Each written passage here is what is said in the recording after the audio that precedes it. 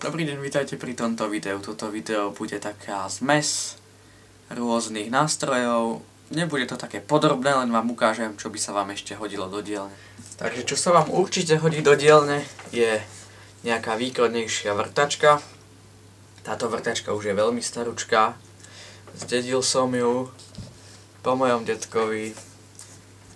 Má takéto upínanie na kľúč a veľmi pevne drží, bez príklepu, obyčajná vrtačka, dosť silná, keď už vážne nestačí akumulátorový skrutkovač, tak sa toto určite prevrta. Toto je ten kľúč, to asi každý poznáte proste.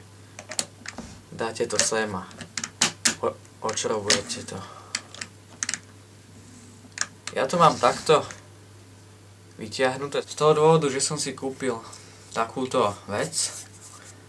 Je to brúsič vrtákov. Druhá vec, ktorá by určite nemala vo vašej dielni chýbať, je takáto pílka, elektrická pílka, priamočiara píla. Takže ďalšou vecou je táto píla. Je to elektrická píla. Nie je to benzínová. Takže reťazová elektrická píla značky Hecht. 40 cm napínanie reťaze bez nástroja, proste si toto iba dokrútite podľa seba. Toto nemusí mať každý v dielni, ale ak máte nejaké drevo, ktoré by ste chceli narezať, palivové drevo, je to vhodné. Potom tu máme nožnice, nie sú to nožnice na papier, nenosím ich do školy, toto ja nevyužívam. Používa to moja mama, ktorú pozdravujem, na strihanie kríkov. Proste je to elektrické. Tak a teraz prejdeme do ručného náradia, ktoré nie je elektrické. Poprvýkrát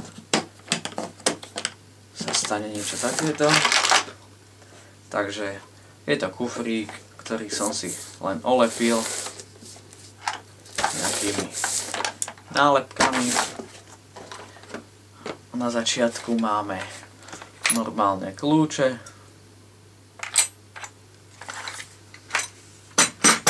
Potom nejaké štikačky. Potom tu je takýto šrobovák, ktorý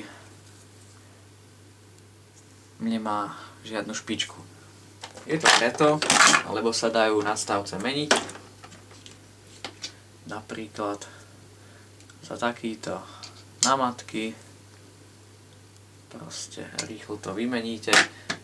Nezaberie to moc miesta.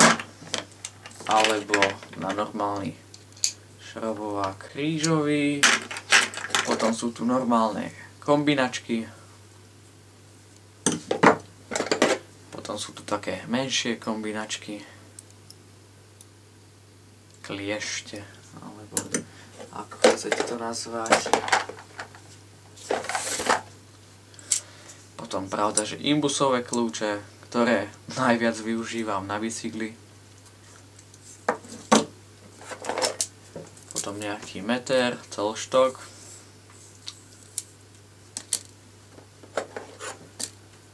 Ceruza, taká nie školská, ale stolárska. Taký normálny nožík. Potom takéto väčšie štikačky.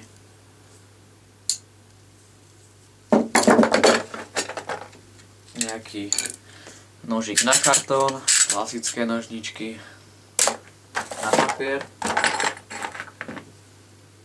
A potom ešte nejaké maličké šrobováky.